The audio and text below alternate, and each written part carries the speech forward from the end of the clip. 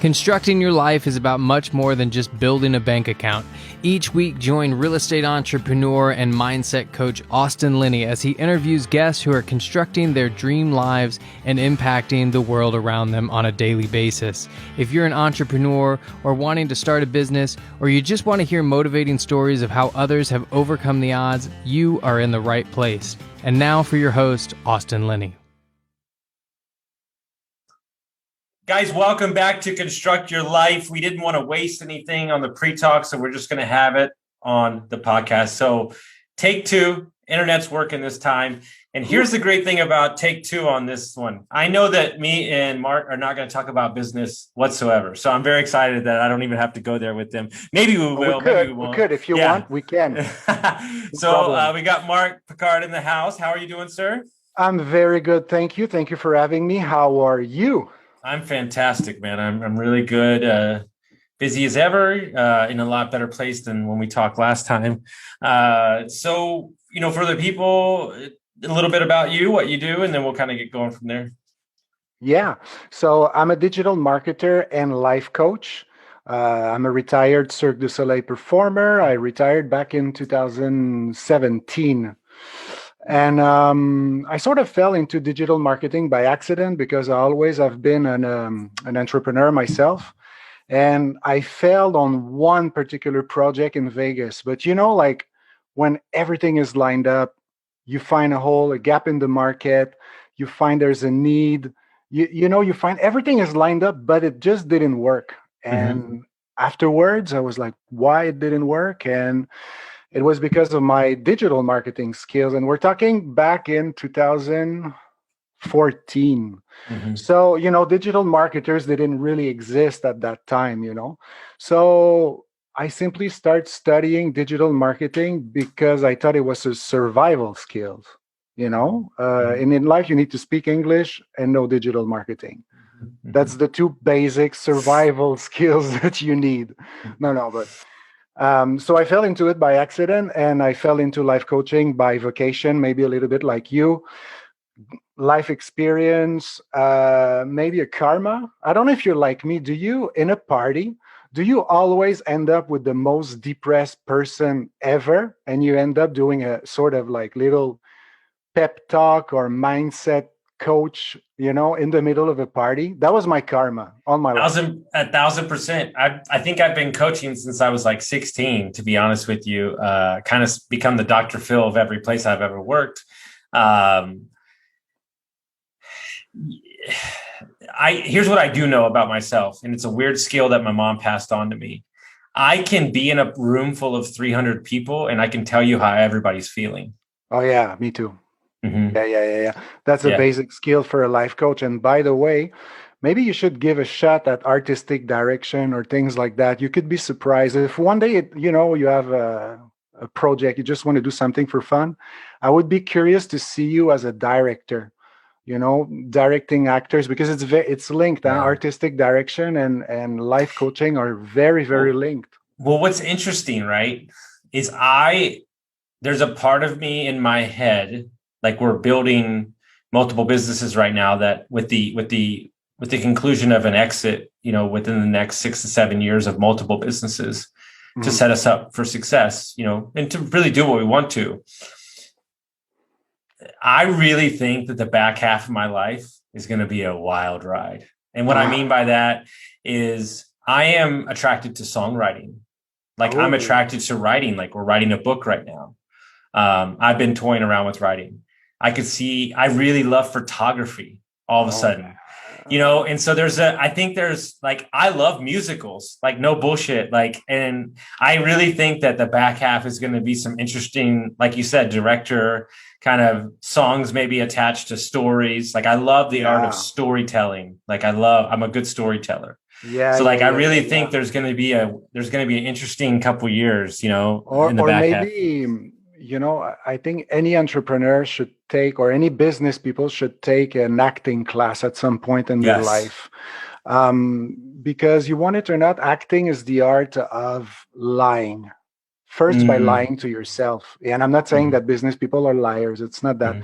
It's just that when you do stuff like negotiating, and you don't want to spend more than that, and it's give and take, there's a lie into it. If you negotiate for a car, even if you have 100 grand in your bank account, if you don't want to spend more than 5 grand, well, you're lying. You have the money. You know what I mean? So you need to play your cards wisely, and acting can be a super powerful tool for real estate investors. And I'm coaching people. I manage podcasts and all that, and the feedback that I have from my clients is they apply what I teach them in acting, not only during their podcast, but in their life in general. You know what I mean? Well, think of it from this context. Not everything, and this is something I'm working on. Not everything about what's going on needs to be shared. Not everything needs to be shared, right? And so, as I spent 20 years in hospitality and hotels and bars and everything. Oh, well, dude, so about lying. Yeah, I'm so comfortable in any room because and now we're talking about north of 350 podcasts.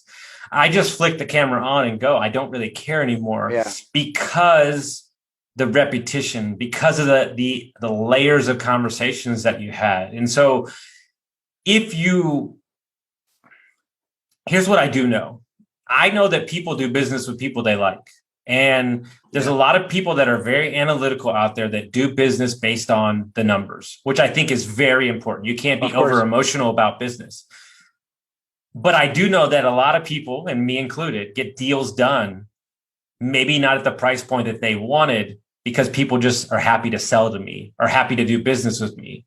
Like it's that gut feeling thing. People don't listen to their gut feeling. And the other day, we're talking about your branding and your marketing and all, and we're talking about, when it comes to branding, we're talking about gut feeling. So, I'm always saying there's no such thing as a product. There's just your perception of the product, your gut feeling towards the product, and the thing is, we don't listen that gut feeling anymore with human being because we intellectualize everything.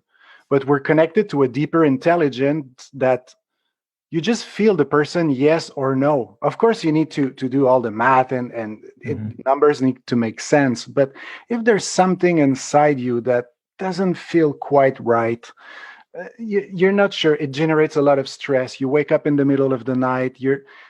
Maybe that's not a deal for you. Maybe that's not the right partner for you, So I think, and to go back to acting, it's linked to acting because you learn how to read the characters. You learn how to read the human beings, So, well, on a interesting level, you learn to read. I think more importantly, you need to learn to read yourself, and understand that I truly believe that self-awareness is really the only skill that one needs to be successful in life. And what I mean in the context to say that nobody's perfect. Nobody's ever going to be perfect. But if you're self-aware and you're okay to be coachable and take feedback, then every day you can work on becoming a better version of yourself. And it's interesting.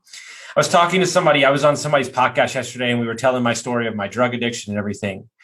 And I realized, and this is something we talk about in my other podcasts, and you'll love this. I realized that people do something a lot, and I don't think they realize they do it. And what we call it is selective vulnerability.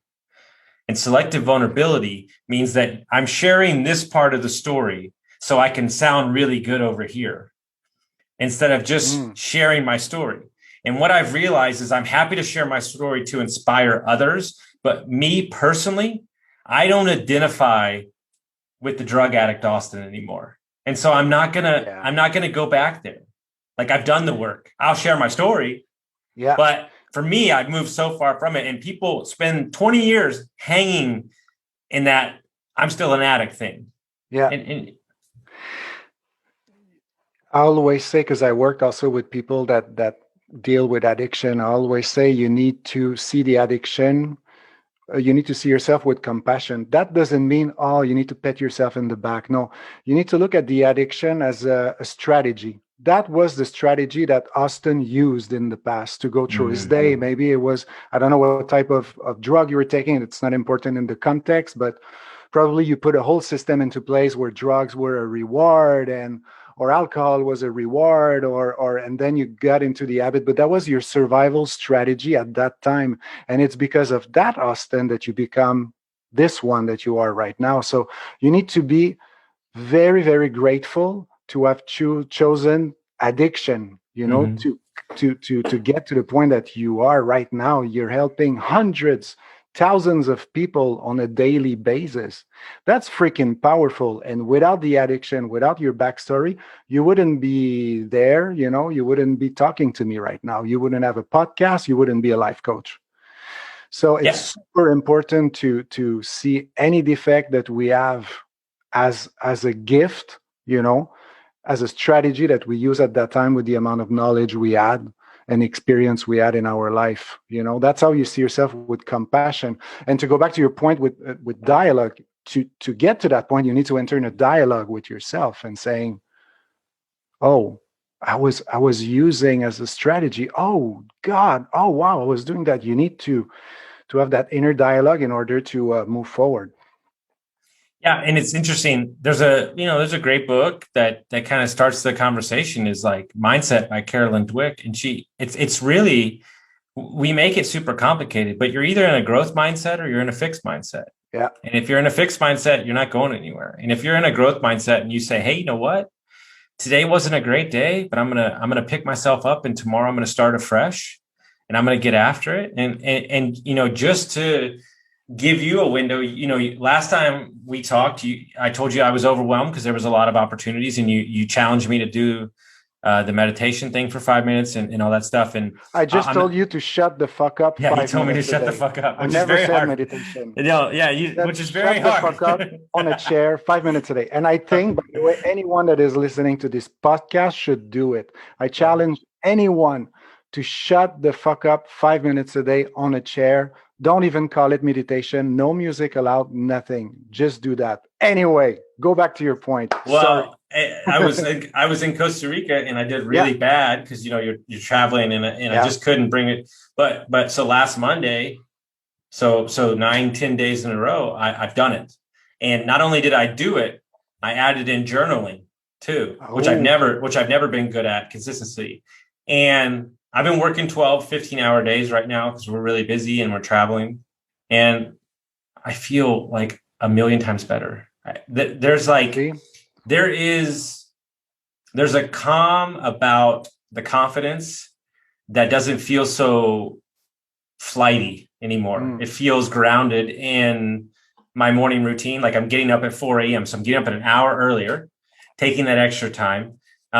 But also doing so one thing that's changed my life is I have a body work guy, a dude that's knows Reiki and energy and everything. And so he comes over once a week, and he does an hour and a half meditation with low beta music. And I literally like meditate or fall asleep the whole time. And it just slips. It's like a full body reset, full mind and body reset.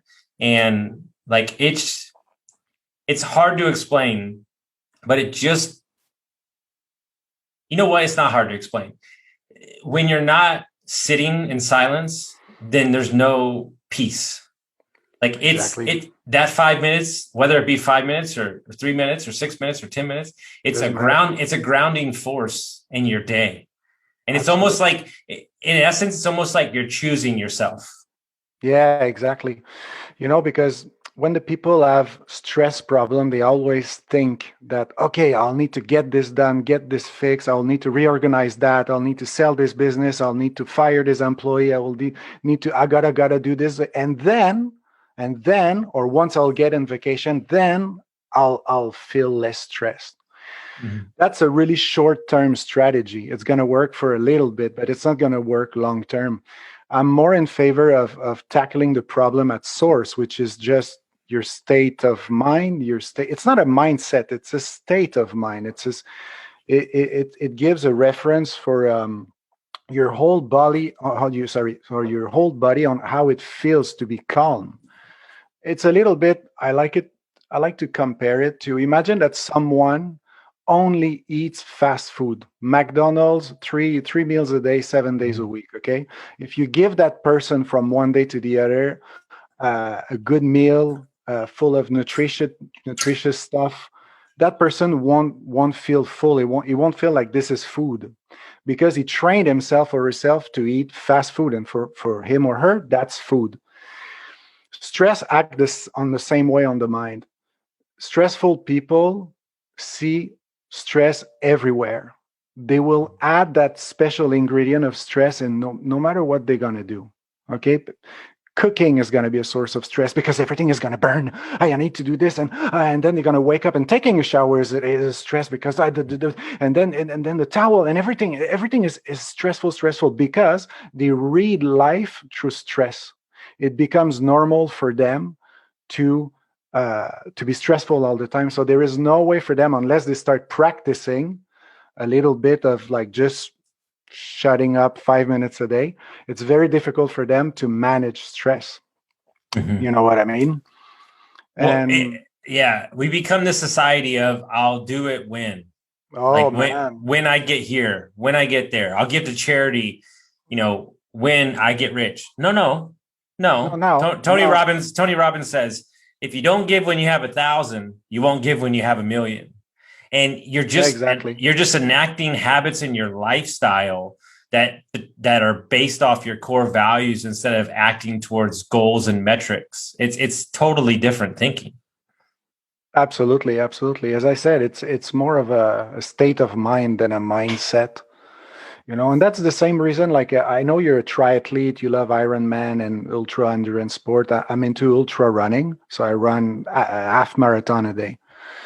And I posted a video, I think last week on that, where I was explaining why I was running so much. Is I run so much to train myself to remain an observer of my suffering and my joy, because when you run, like, when you run an ultra race, let's say 100 kilometers nonstop, you don't sleep for a day, 2 days. Those races are really, really hardcore.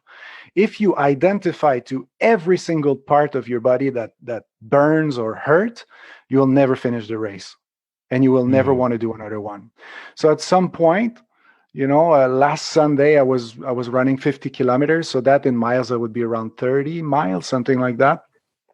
And I did that video on my Instagram that I explained that if I was identifying to every part of my body that is hurting right now, I would just call my wife and say, come and pick me up.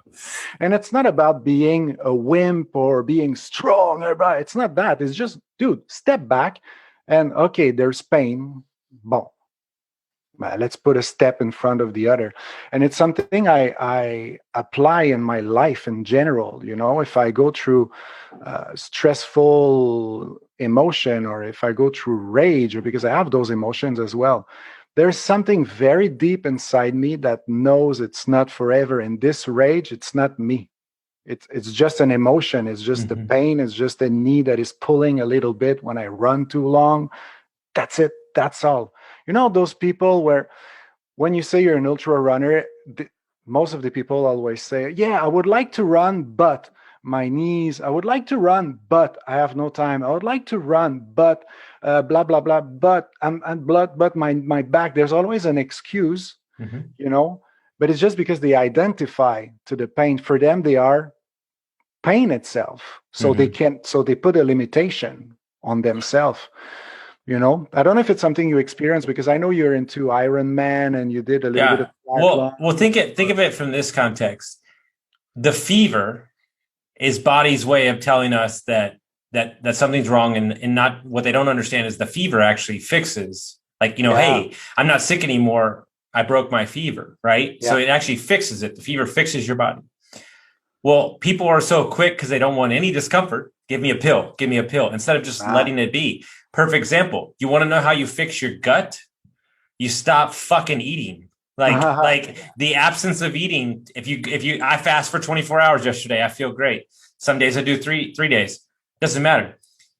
We become this society of everything. I'm going to do this, or I'm going to chase my dreams when I get to here. And what you don't realize is every day that you're waiting, you're not choosing yourself, and you're living in your comfort. Because here's what they don't tell you. It's very comfortable back there. And I'll lay this on everything. business, relationships, everything. It's very easy to stay in a loveless marriage, to stay in a marriage that's not serving you anymore, because the ramifications of breaking up assets, losing family members, losing friends is very fucking scary, right? But I made a choice at 37 years old that the rest of my life, the 50 years, for our part in that 13 years, we had served each other. Great. But moving forward, who we were becoming wasn't going to serve me for the next 50 years of my life. And so I could make a choice to stay in comfort, or I could do the hard thing and choose to be happy and push forward. And she's happy now, and I'm happy now. And it's very scary. But I venture to guess that 60%, maybe more, are in marriages or relationships that don't serve them because they're so scared of the outcome or the other side of that. Because what that looks like is walking down a hallway with no doors and no lights on. And you have to have enough belief. And this is entrepreneurship. This is in relationships. This is losing weight. You know who I love the most? I was thinking about this morning when I was at the gym.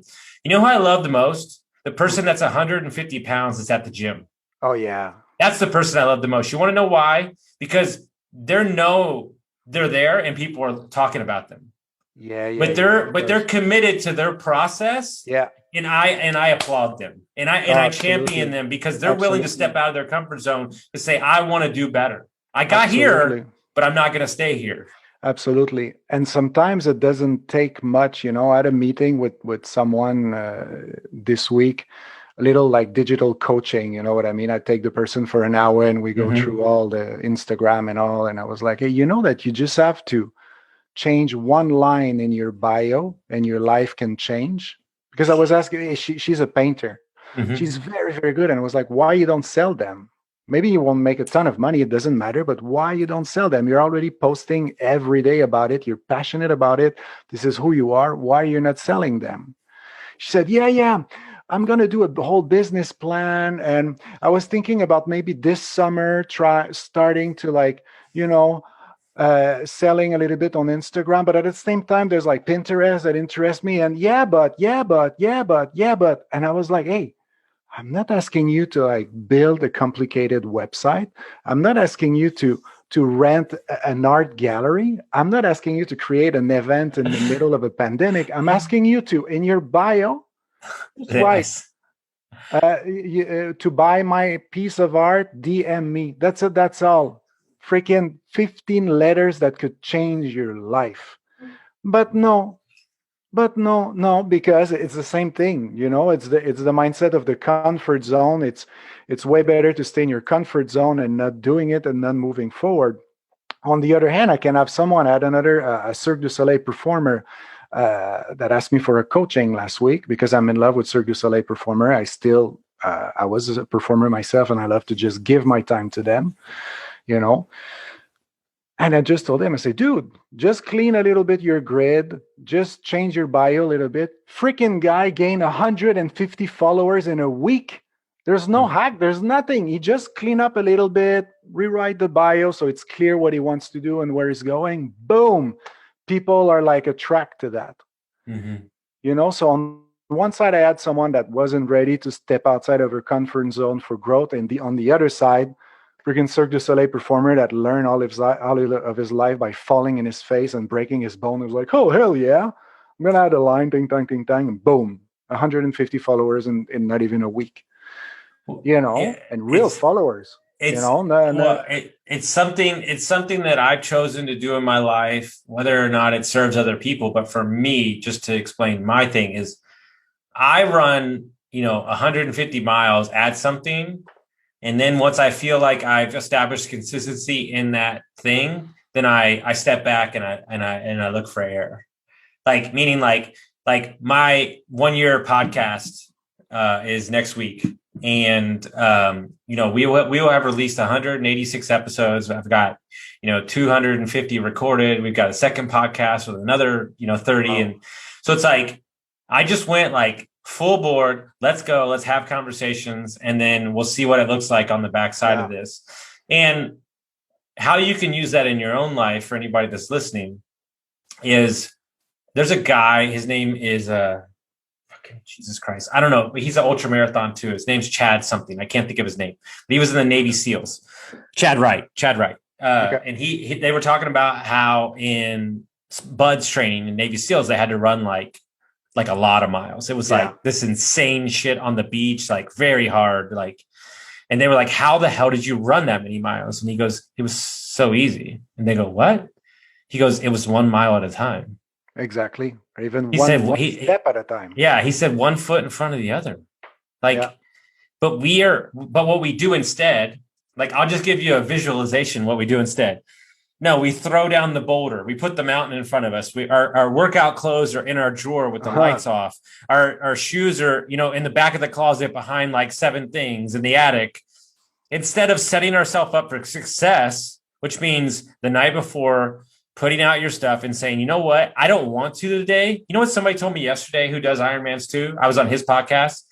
He said, there's no chance. There's no chance. He's 40 years old. There's no chance that I wanted to work out every time that I've worked out. But I tell you one thing. There's not one time. He said, not one time, not 1 minute, not one time that I regret ever doing one of those workouts. Ever. Of course. And so if that's the case, then those times that you don't want to are really the times that make you. And people need to understand that. And those are the best training ever.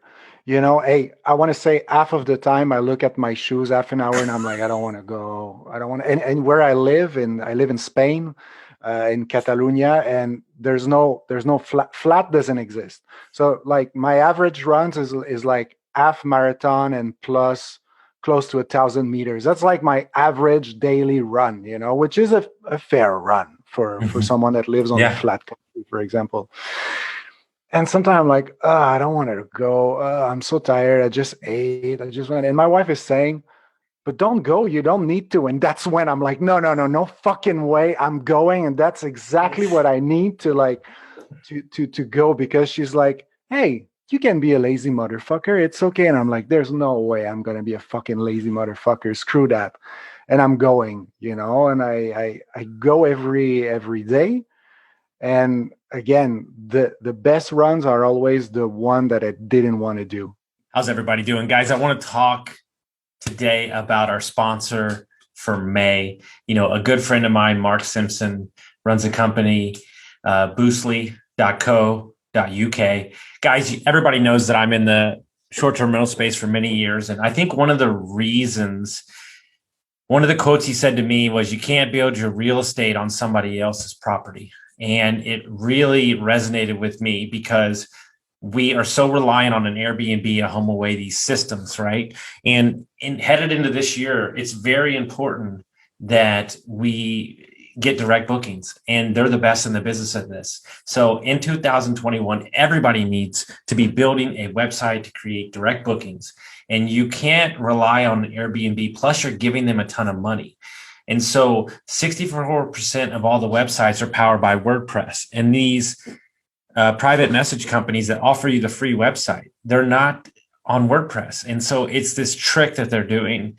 And, these guys are the best in the business, the best in the world. And I'm not just saying that because I use them. I'm saying that because they are. It's the simple fact is that they service over 600 clients worldwide.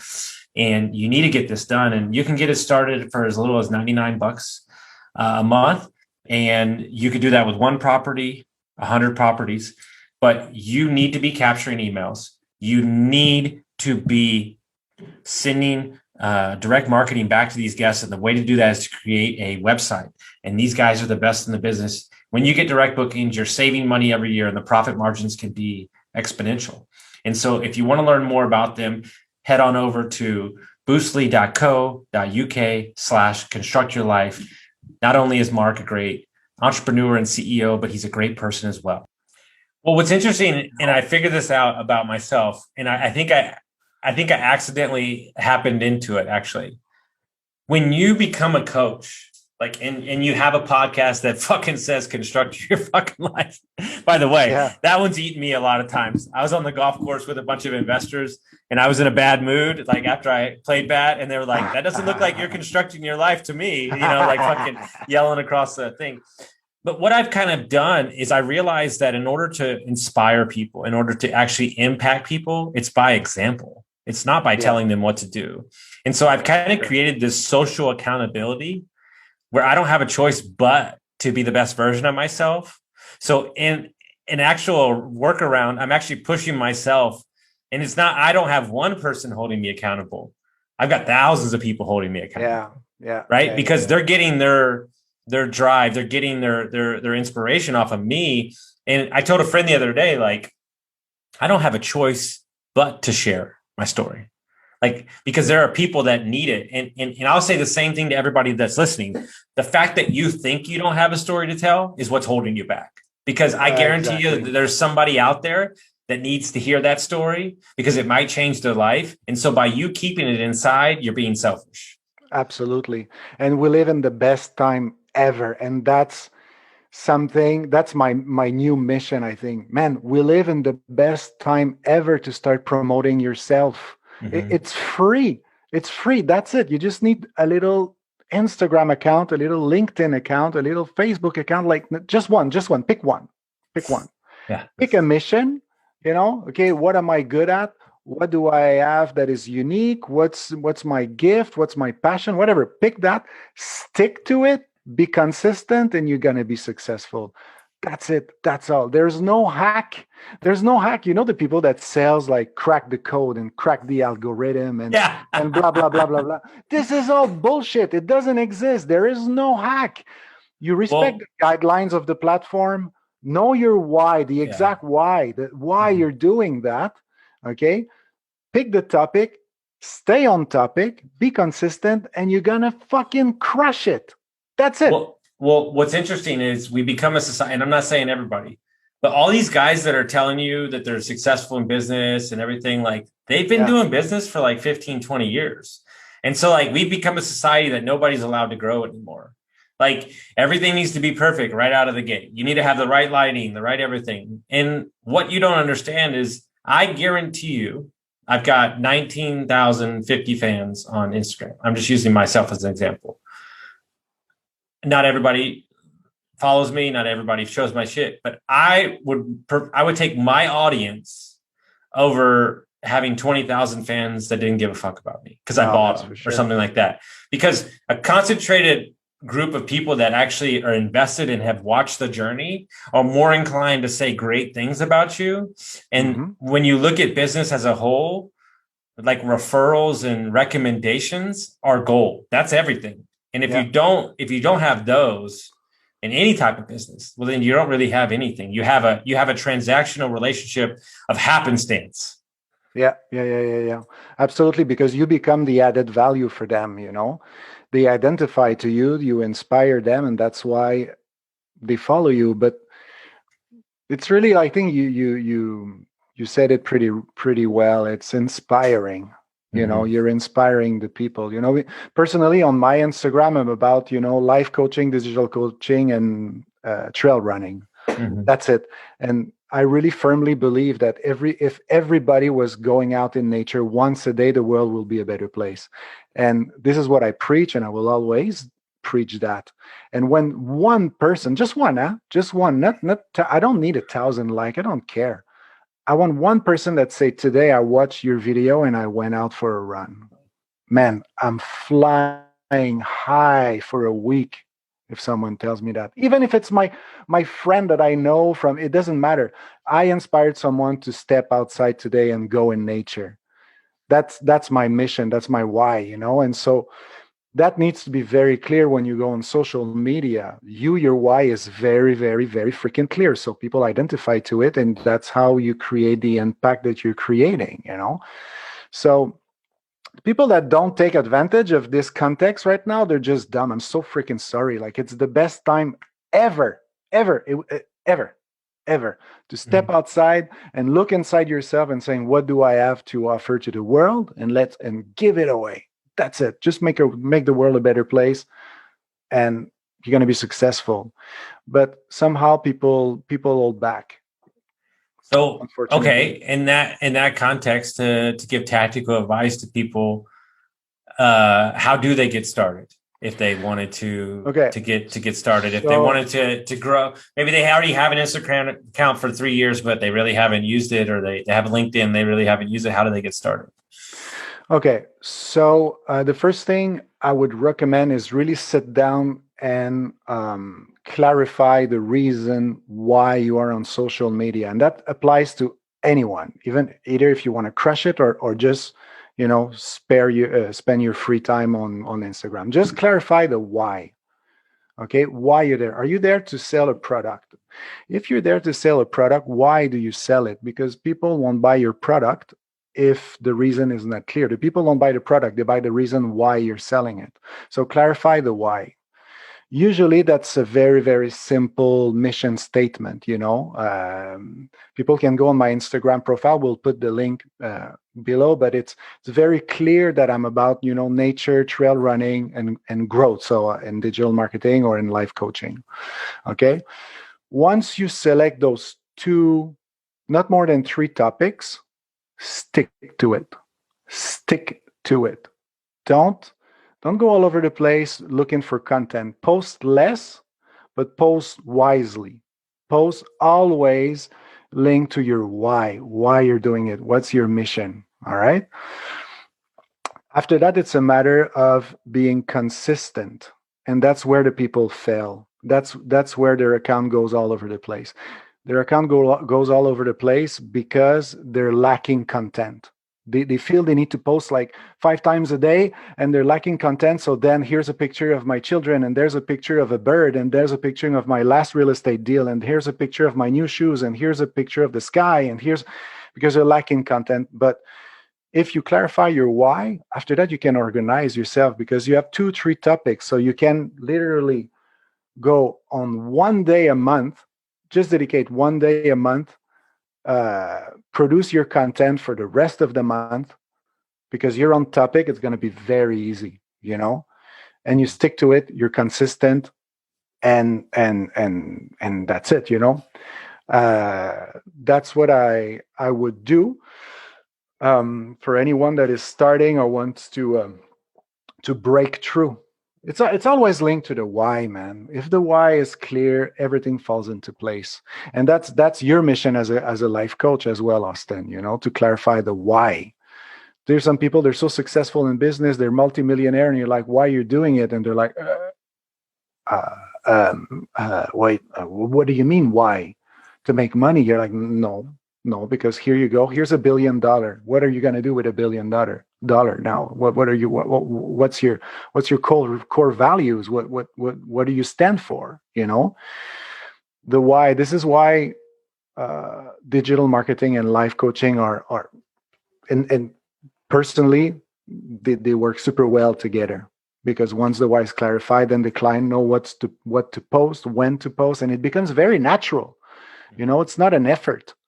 Right? It's not an effort for you, Austin, to grab your phone and make a video about a subject, a book that you just read, right? You do that sometimes. Mm-hmm. Or just a conversation and you share that thing. It's not difficult. It's not like you're like, oh, what am I going to post today? So you don't ask the question. The why is clear, pick up the phone, make the video, boom, boom, boom. That's it. Yeah. And half the time, I coach people, but half the time I feel like I'm a branding expert too. Like I'm like, you need to be doing this. Yeah, you need to be doing that. It's what I'm doing for my companies that I own, creating the message, sharing the story. And so at the end of the day, when I connect, let's say with like high level investors that are like highly successful, like we don't talk business ever. We talk about like, why are you doing this? What's the big picture? And they resonate with my why more than they resonate with my business acumen. They resonate more with, look, at the end of the day, you can't compete with me, because my why is so damn big that I'm working an infinite sum game. That's why I have the energy. The reason that you don't have the energy is because your why is attached to some goal that as soon as you hit it is going to move the sticks again. And that's why you can't beat me. Yeah. Absolutely. I can say I've achieved my professional goals at a very young age. My goal since I was a child was to work for Cirque du Soleil and be a main character at Cirque du Soleil. And so my why, my whole life since I was 8 years old, was, working for Cirque du Soleil. And I achieved my goal. I think I started working for Cirque at 24 years old, 24, 25 years old I think. Yeah, something like that. Once I got there, I was like, oh no, now I want to be an artistic director. And I was doing artistic coaching on other shows and blah, blah, blah. And I wanted to climb up the corporate ladder. Until one day I was in Vegas. So if you go in Vegas, you'll see my pictures all over the place. They still use my face as, I'm in hotel and taxis and things like that. And one day I was in my car in Vegas, and I looked at a touristic bus, and I look at a dude, and it was me. It was me on the board, and I didn't recognize myself. And that's when I realized that maybe I should find a new why. Oof. Wow. That's an insanely difficult feeling to say, like, your whole life since I was 8 years old. Hey man, every time I was jumping in cold water, I was saying to myself, if I don't jump in cold water, I'll not work for Cirque du Soleil. It was that much program it was in my DNA, And when I get to that point in my car, looking at myself on an ad, and I was like, shit, I really didn't recognize myself. I was like, okay, time for a shift. And it was a huge shift. And I'm so happy right now because, after achieving your goals and being successful and sort of touching that, let's say, jet set life, you realize that life comes down to very simple stuff, And now I live in Spain and I have a freaking simple life. Like I'm pretty sure that most of your listeners right now would freak out to see my life. It's yesterday I shoveled 2 tons of shit, literally, because, I have horse shit back there that I need to put in my garden. And that's what I did because I grow my food, I have a small house, humble house. I have a normal car. I have a very, very simple life. But man, I have all the time in the world to run a half marathon a day. Okay. And you know what's my biggest leverage? I'm simple. I live a simple life. My biggest leverage is I don't need to run for clients. I don't have those that expensive lifestyle that required to say yes to everyone. If I say yes to someone, it's because I really, really believe in that person, because I can choose. There's a lot of digital marketer out there that they just say yes to everything.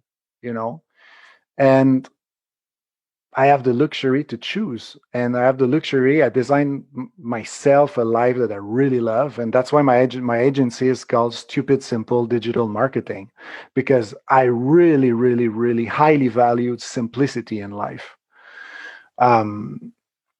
So yeah, to go back to the why, at some point you go through cycles that you think your why is pretty clear, and then boom, you reach certain milestones and you're like, oh, okay, I need to redefine new goals, and I need to redesign my life. And that's cool to go through those changes in life. I think it's hard, it's painful when it happened, though. It's really, really painful when you reach your lifetime goal and you're like, oh shit, what next? Shit, I feel depressed inside. Shit, I need my joint every day. I need my beer every day. I need my bottle of wine every day. Oh, I need more than a joint now every day to go through that pain, Well, it's so fucking amazing what you just said there for the couple minutes, because like in essence, what you're describing is what I'm trying to teach my clients. And the reason, what you said there is like, I don't run for my clients. Like I choose my clients. And like, that's so important, because like, if you look at the scale that we're talking about doing our current business, like it's very large, but there's a why behind the company that's bigger than the company. So it's a need that we're filling, but we also know that we've set a timeline when we want to sell the business. And so in this moment in time, what it can give us and impact so many people is way more important than the actual transactions of the business. And too many times people create ways that they're making money, but the only way they're making money is because their costs are out of control, or they're trying to fund a life that doesn't serve them, or they're getting the next new thing and this, that, and the other. And what's interesting about people is that I don't think that they realize that everything in their life is a choice. Oh yeah, it's all a choice. absolutely. And there's too many times that we're in a situation and we're upset. And if we just slow down for 1 minute and remember that we're the fucking asshole that got us in this situation in the first place, because everything's a choice. Look, guys, when I had 27 Airbnbs in 7 states and I was the Airbnb guy, my coach told me, this is what the fuck you wanted. You wanted to be the Airbnb guy. How you like it now? Well, I fucking hate my life. Well, then you got to reconstruct it. And so I build every one of my businesses now with the thought of me firing myself out of that business. Yeah. Like, and everybody's like, I have no idea how you do everything you do. How do you run multiple businesses? How do you do this? I say, because I don't do the day-to-day. Yeah. I'm an integral part in the marketing, the sales, the vision, but that's it. And the vision is gone here. And then they go, blah, blah, blah, make it happen. And when I read the book Rocket Fuel, that kind of cemented that idea to me. But there's perception and then there's reality. And what I don't think people understand is your life is seasons. And what I told myself yesterday in my journal was, you've waited your whole life for these next 7 years. Stay focused, create impact, create financial freedom, and then you can go do whatever you want to go do. And I think you're already doing what you want. 100%. But when I got divorced, right? Yeah. Lost the house, lost the dog. I had 7 boxes, my bike, and some clothes, right? And like in a laptop. And I realized, like, fuck, life's pretty awesome. Like I'm not like trapped by all this bullshit that I got to pay for, right? Yeah. And you're right. I am, like, here's the weird thing. I'm actually stopping recording the podcast for a couple months because I've done so many episodes. I've got some business stuff I need to work on, but there's a part of me that's like already mad about it because I love this so much. Like I really do love that. And so I don't know how long I'll stop. I hope I take a little break, but what I'm saying is, if you love this, then just keep doing this. Like, and I think sometimes we're like, well, there's got to be more.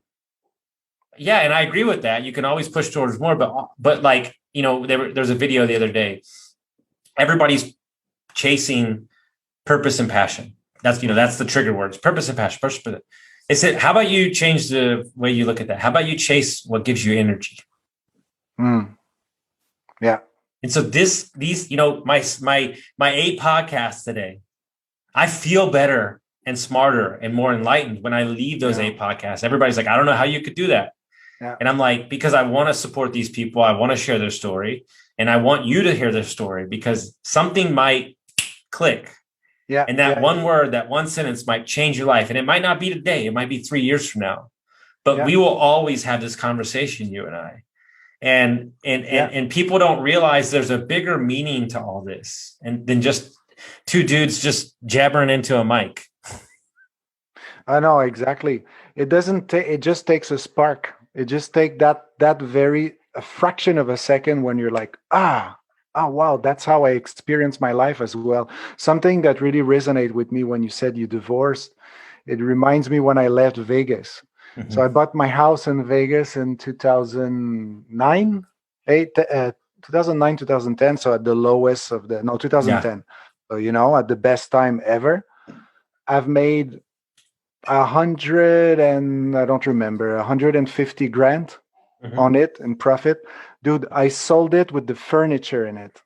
I moved outside of my house with a guitar, 2 suitcases. That was my life. And I have 2 children. Mm-hmm. My wife was already in Spain. They moved a couple of months before me. I finished my contract. And when I stepped outside of my house in my car,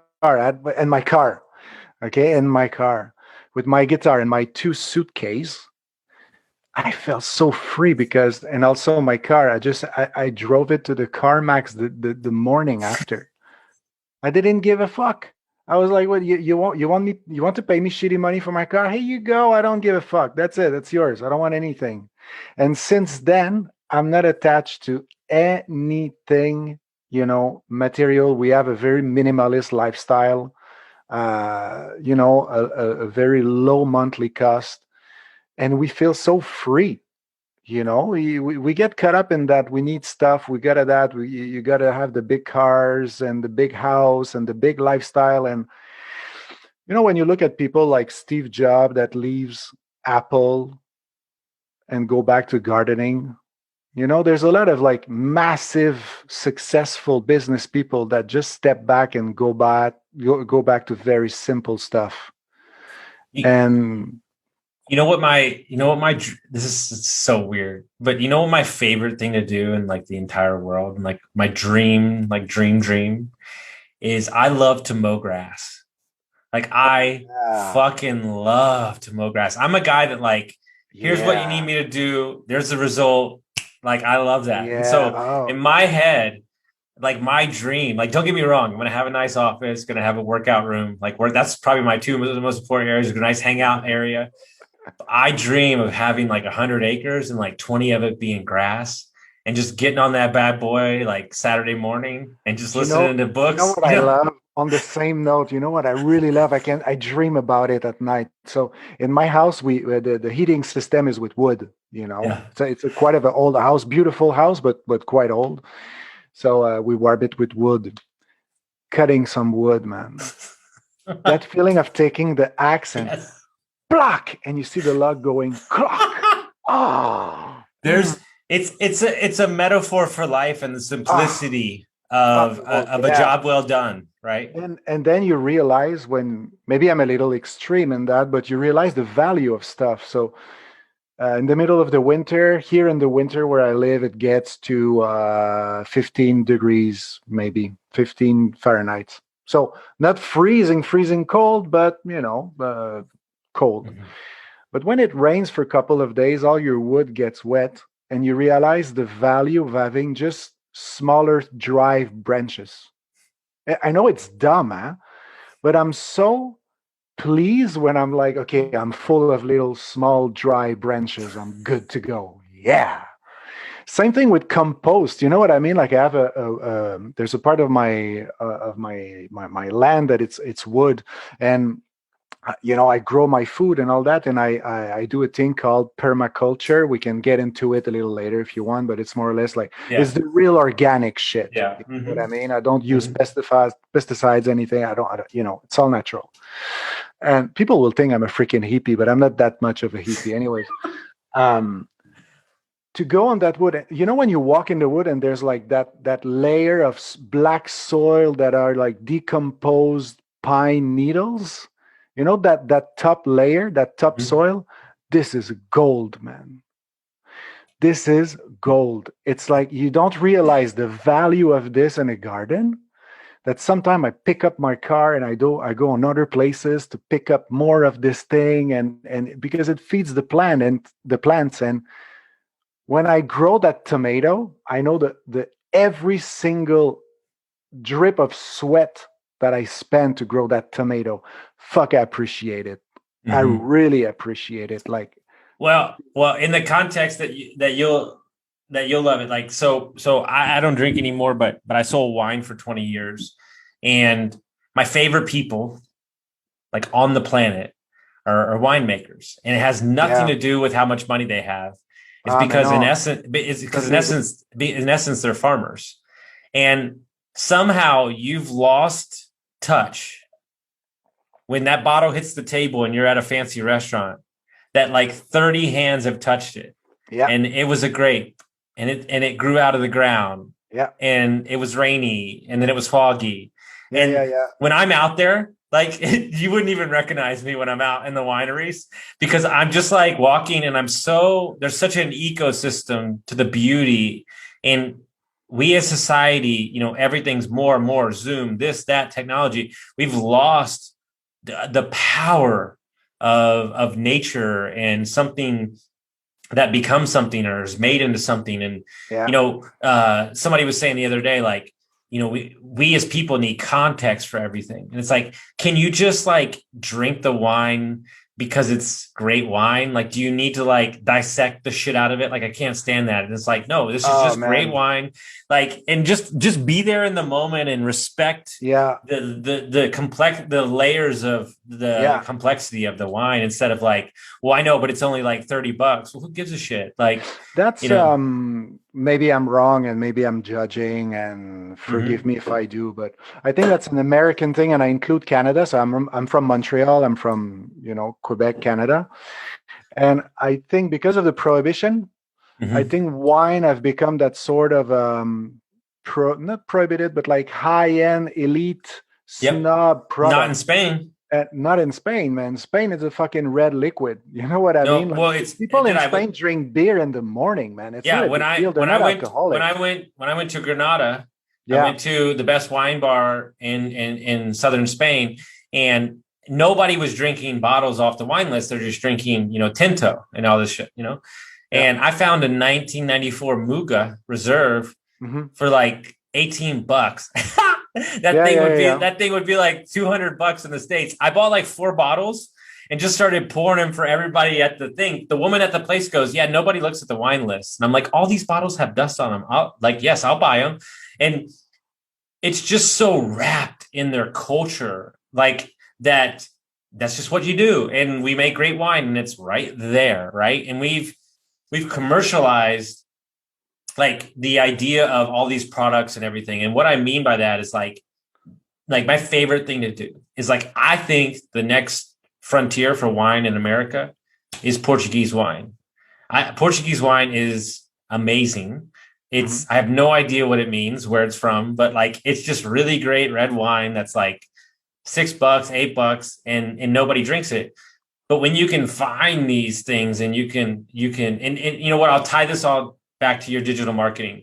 When you can share the actual story of who you are and your product, that's what people resonate with. It has nothing to do with the product. Absolutely. And here I live surrounded with like own vineyard, but really old, like actually, I'm going to make a video for you later today. I'm going to go for a run. I'm going to make a video. I'm going to post it and mention you. Well, here's the deal.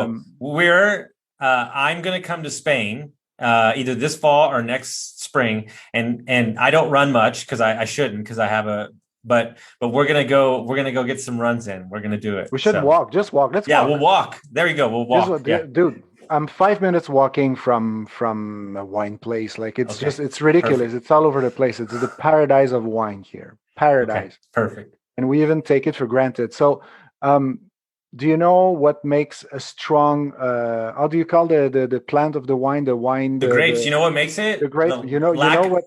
Lack of water. Yes. Exactly. More they suffer, better the wine. Yes. The better the wine. Yes. That's something to learn, to keep in your mind. The more they suffer, better the wine is.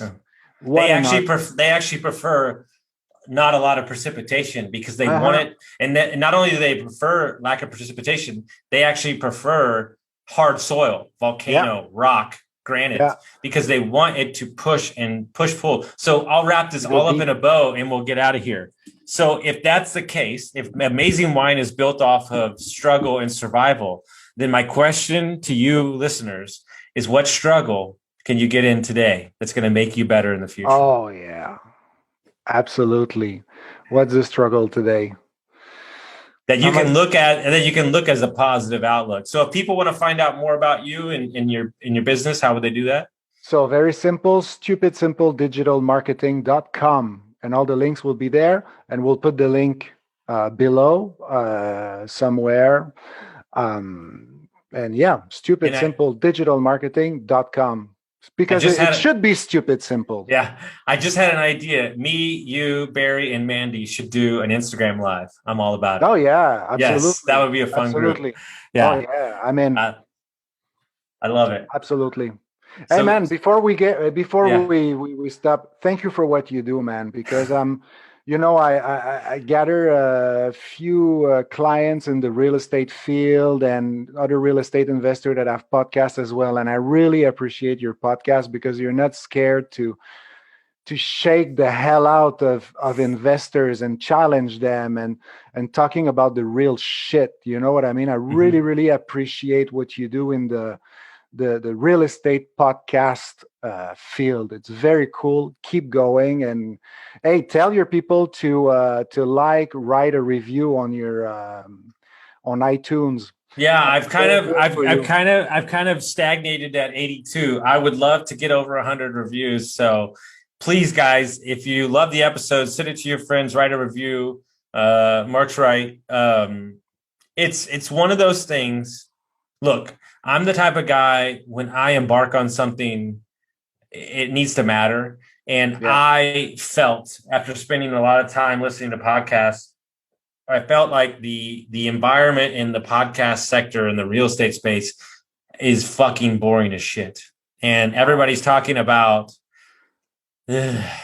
cap rates and fuck all that shit. All my mentors are highly, highly successful investors. We never talk about real estate. Ever. Dude, I'm okay. We'll never finish, but okay, I don't want to insult anybody. All right. Okay.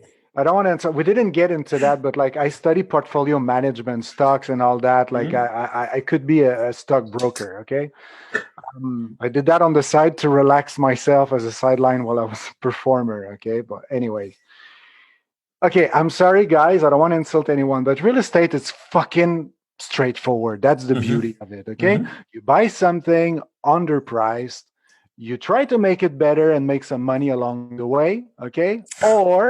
Or you buy a cash flow like you would buy any other business, and you buy a cash flow. That's a really straightforward business. Of course, there's all those matrix and tax situation and all. Okay. And people are very smart in real estate and all, but it's very fucking straightforward. Very, very straightforward.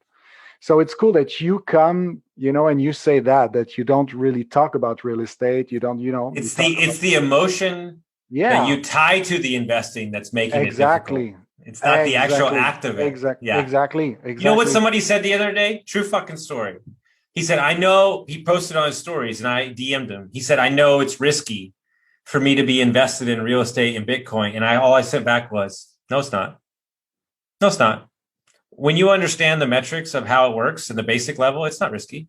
No, risky is spending your life in a motherfucking cubicle while your dreams are dying every fucking day, and you become less of a man, and you're 60 pounds overweight, and then you wait on your deathbed and you regret your life. That's fucking risky. Oh yes, it is. It is. I agree with you. That's a beautiful way to end this podcast. Yes, I agree, guys. Dude, give me a review. Come on, Mark said it. Give me a review. Of course. Make sure you send it out. It takes freaking 20 seconds. Come on. There's no reason why you shouldn't do it. And you know what? I know that y'all have thought about it like 7 different times. Just this time, just take the action. You'll feel better, I promise. Guys, make sure you send us out to your friends. We'll see you next time.